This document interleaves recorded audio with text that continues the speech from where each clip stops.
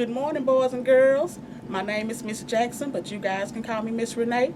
I'm the children's librarian here at the DeSoto Parish Library Pelican Branch, and I'm so excited to welcome you guys to our very first virtual summer reading program. Now, what that means is that you guys can get on your laptops, your phones, tablets, or even your desktop computers and join me every Tuesday and Friday at 10 a.m., where you can come on and join me for some fun story times, some cool crafts. We have a wild virtual field trip that we're going to do, and then a yummy cooking class. So we are in for some fun. Now, our program is going to run from June 15th through July 17th. So what I want you guys to do is on Fridays, I want you to log on to the Pelican Branch Library's Facebook page, where you'll see a post from me. I'll tell you about our upcoming crafts activities, and I'll have a supply list of what you guys will need so you'll be prepared and we'll be good to go. So now, what I also want you to do is, because we also know the summer reading program is about fun, but it's also about reading. Because I'm going to give you a little secret. The quickest way to adventure is through the pages of a book. So, if you guys read 15 books or more, I'm going to have a cool certificate waiting for you at the end of the program. So, I want you guys to fire up those imaginations. Let's get going and let's have some fun. I look forward to seeing you. Good morning, guys. We are here for another exciting story time and craft. The craft today, I think y'all are going to really like. It's my favorite. I just got to tell you. So I think y'all are going to really enjoy it. But, you know, to get to the cool craft, we got to do the story time first. So you got to stick around for story time. Then we'll get to the craft. Today, we are reading The Incredible Story of the Not-So-Amazing Genie of the Lamp by Jeff Witcher. Let's see. It was 9 o'clock at Brian's house, which meant it was his bedtime. As usual, he asked his father to read him a story. I picked out a special story to read to you tonight, Brian's father said, kneeling beside his bed. He had a very large book under his arm. What story is it? Brian asked. Brian's father showed him the book. This story is called The American Heritage Dictionary, 3rd edition. That's not a story, Brian said.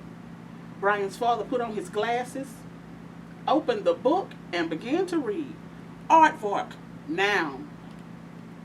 A mammal with long ears, a tubular snout. Dad, Brian interrupted. Yes, this isn't a story. Of course it is, Brian's father said. Now please let me finish reading. A dictionary isn't a story, Brian said, closing the book. It's obviously a story about aardvarks. Could we please read a different book? Brian's father frowned. I suppose so, if it would make you happy. He put the book down and left the room. After a few moments, he returned with another large book under his arm. What book is that? Brian asked. 101 Fabulous Chili Recipes, said his father. That doesn't sound like a very good book, Brian said, crossing his arms and making a face. Brian's father paid him no attention. He opened the book and began to read. This story is called Spicy Tex-Mex Chili for a Rainy Day. That sounds like a terrible story, Brian protested. Brian's father began reading. Ingredients: 3 pounds of beef, stew meat, 3 cans of kidney beans, drained, 3 cans of tomato sauce. Dad, Brian interrupted. 1 packet chili seasoning, 1 cup of water. Dad, Brian yelled. Yes, this isn't a story. It's a story about chili, his father said, and Texas. It's a recipe, Brian said, closing the book. You didn't let me finish. The story was just getting good. Brian gave his dad another funny look. Do you want me to read a different book? His father asked. Will it be a good book? Of course, his father smiled. Brian's father left the room. When he returned, he had a much smaller book under his arm. What book is that? Brian asked as his father knelt down. The Incredible Story of the Not-So-Amazing Genie of the Lamp, his father said, opening the book. That sounds like an interesting and wonderful story, Brian said, laying his head down on his pillow. Of course it is, said his father. Are you ready? Are you guys ready? The Incredible Story of the Not-So-Amazing Genie of the Lamp. ordinary boy. This story is about an ordinary boy to whom an extraordinary thing happened not so long ago in a city not so far away. This particular boy worked with his parents in an antique shop that his family had owned for many years. Before his parents had worked there, his grandparents had worked there. And before his grandparents had worked there, his great-grandparents worked there. And so it went on for many generations. His family lived directly above the shop, and every day after school, the boy would help his parents by cleaning and dusting the items that were for sale. One night after the store had closed, the boy was in the back of the shop, dusting some old teapots and kettles, when he spotted a very curious-looking lamp he had never seen before. The old lamp looked to be made of bronze or copper. He couldn't be sure, but it was very dusty. There was some writing engraved at the base of the lamp that was difficult to read because it was so dusty and dirty. The boy picked up the lamp and tried to rub the dirt off the inscription with his rag. To his amazement, there was a giant clap of thunder, followed by a spectacular flash of light. An enormous cloud of purple smoke began to rise from the lamp, from which there appeared a tall man with large biceps, dressed in an exotic costume. On his head, he wore a purple turban with a jewel in the center of it that seemed to sparkle and glow. "I am the genie of the lamp," the genie said, waving away some of the purple smoke which still hung in the air. "I apologize for all the smoke and the silly special effects, but it's what people expect nowadays when they rub a magic lamp. Anyway, how may I serve you, my master?" This was all a bit much for the boy. He had never met a real live genie before and wasn't sure exactly how to address one. When he finally gathered the courage to speak, his voice sounded very weak and timid. Excuse me, sir. I'm not sure what I'm supposed to say." The genie laughed so hard he began coughing uncontrollably. "I'm sorry, it's all the smoke," the genie said, managing to catch his breath. "Not very good for my lungs." The genie took out a cough drop, popped it in his mouth, and continued. "As I said before, I am the genie of the lamp, and you are my master. This entitles you to 3 wishes, which I am obliged to grant." The boy's eyes widened. It all seemed too good to be true. "Anything I want?" he asked. "Anything at all," the genie said, folding his giant arms across his chest. "The sky is the limit." The boy rubbed his chin and began to pace. He knew this was one of the most important decisions he'd ever have to make in his young life, and also a tremendous stroke of good fortune. As far as he knew, none of his friends had ever stumbled onto a magic lamp with a genie. He closed his eyes and tried to imagine the perfect wish. After thinking silently for a few moments, he reopened them. "I wish for 100 more wishes." "You're not allowed to ask for more wishes," the strange and mysterious genie said in a very deep voice. "That would be cheating." The boy had to agree that asking for more wishes was a little greedy, so he reconsidered for a moment. He thought and then thought some more. And right when it seemed he had finished thinking, he thought for still a little while longer. And then, just as he was ready to reveal his wish, he thought one last time to be absolutely certain. "I want $1 million, the boy finally announced with a big smile. "You may ask for anything except more wishes and money." "What?" the boy cried out angrily. "I'm sorry," the genie said firmly. "In spite of what you may have read in your storybooks, genies just don't go around handing out millions of dollars." It would be nice if they did, huh? It didn't seem very fair to the boy that a genie would promise him he could have any 3 wishes he wanted. Was all of a sudden changing the rules? But again, he thought long and hard and settled on what he thought was a very good and fair wish. "I wish to live in a palace." "No," the genie said firmly. "No? Well, for starters, where are you going to put a palace?" the genie asked. "You live in the city. It's not like there's a lot of extra space to just plop down an enormously large palace. Couldn't it be a small palace? The boy asked hopefully. There's no such thing as a small palace, the genie scoffed. So you're telling me I can't ask for more wishes, $1 million, or a giant palace? Yes. How about superhuman strength? No. Why not?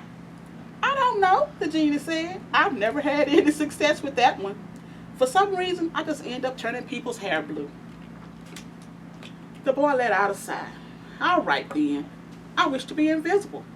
The genie shook his head sadly. Oh, come on, the boy cried out, throwing up his arms. Too tricky. Think of something else. A lifetime supply of ice cream? No. A rocket ship? I'm so sorry. Anything but all things you've wished for up to this point. I wish I were 8 feet tall. That's a great wish, but I'm afraid I can't grant that one either. I meant to say, before that, you can wish for anything except being 8 foot tall. Invisible, unlimited ice cream, a rocket ship, and other things you ask for. I want to fly. In an airplane? No, the boy said, like Superman. Can't do it. Okay, then in an airplane. Not possible.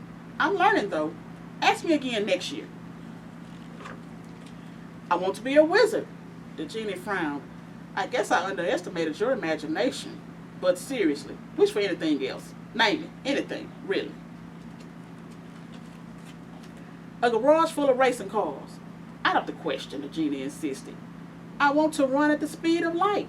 Dream on. What kind of genie are you anyway? The boy asked. Guys, this genie is, maybe he's not a genie after all, huh? He's not granting any of his wishes. Okay, maybe I'm not the most powerful genie that there ever was, but I still have a few tricks up my sleeve. I have an idea, the boy said. Why don't you just tell me some of the things I can wish for so we don't have to play this game all day? The genie had to admit, that was a brilliant idea. How about carrots? Are you kidding me? The boy asked. A lot of carrots? A whole crate full of them, in fact. No. A lifetime supply of socks? No thanks. A great big blanket? No. A giant cardboard box? I don't think so.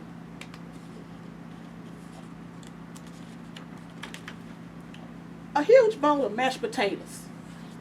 No. A large bust of Abraham Lincoln? No. Guys, would you be kind of getting tired of him at this point? The ability to turn yourself into any animal you wish. I can wish for that? The boy asked surprised. Try me, the genie said confidently. Okay, the boy smiled. I wish for the ability to turn into any animal I want. You think he got the wish? Let's see. No, the genie answered flatly. What do you mean no? You just said I could wish for it, the boy complained. I changed my mind. This is ridiculous, the boy moaned. You obviously don't have the power to grant me anything I want. Maybe you already have everything you need, the genie offered gently. Sure, all those things will be nice. It might even make you happy for a little while. But think about all the wonderful things you have already. I'd say you're pretty lucky. The boy considered what the genie was telling him and agreed that nothing he could possibly think to wish for would make him any happier than he already was. He lived in a nice home, had parents who loved him, a warm bed, plenty of food to eat, and even a dog who could play 3 blind mice on the piano with a little help. I guess you're right, Genie. Maybe it's good you're not the most powerful genie there ever was. Actually, to be honest, I'm not a genie at all, I'm not a genie at all. The genie who wasn't really a genie admitted. The real genie is on vacation. I'm just a guy who cleans the lamp while he's gone. But he taught him a very good lesson though, didn't he? The boy thanked the man and watched as he disappeared back into the lamp. There was purple smoke and a small flash of light, but much less than when he appeared. For that, the boy was especially grateful. The end. Now, guys, I want you to think about, sometimes we see things and we wish we had this, we wish we had that, but really when you look at it, we're all actually pretty lucky to have the parents that we have that work real hard to take care of us. So I want you guys to remember that and thank your parents the next time you get a chance to. Now that we've made it through our great book, it's time for the fun craft. What we are going to make today is a bubble lamp in a Ziploc bag. So what you'll need for our craft today is your Ziploc sandwich bag. You can use baby oil or vegetable oil, water, food coloring, and Alka-Seltzer tablets is what we have here. So now to start, what we're going to do is you're going to need half a cup of water. So we are going to, Miss Renee is going to try not to make a mess. I want you guys to do the same thing. Because again, I don't want your parents mad at me. Alright, that's our half cup of water. We're going to pour it in our bag. There we go. So you should have that there. And it should sit up just like that. So now what we want next is you're going to need 1.5 cups of your baby oil or your vegetable oil. Because have you guys ever noticed how oil, when you mix oil and water together, what happens? The oil floats on top. It's pretty cool. So that's what we are going to do. Add a little bit more.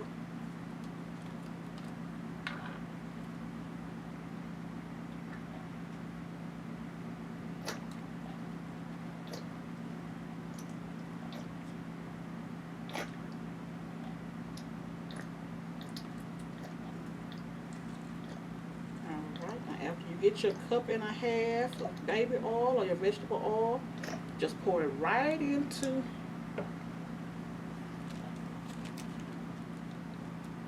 your water.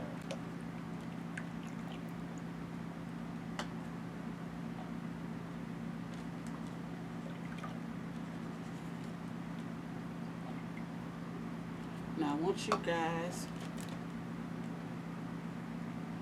to get your food coloring any color you want. See, we're going to use blue. We're going to put about 2 to 3 drops of food coloring in.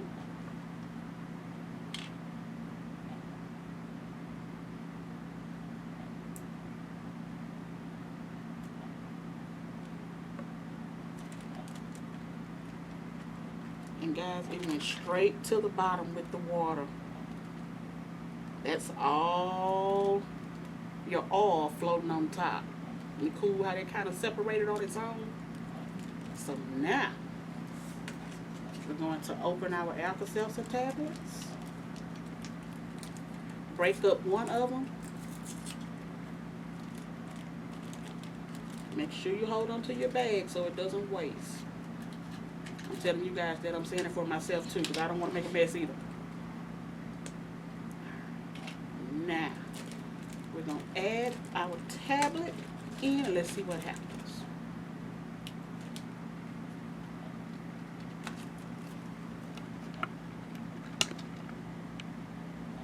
If you've seen a lava lamp before, that's what you have just made in a Ziploc bag. You can use whatever colors you want.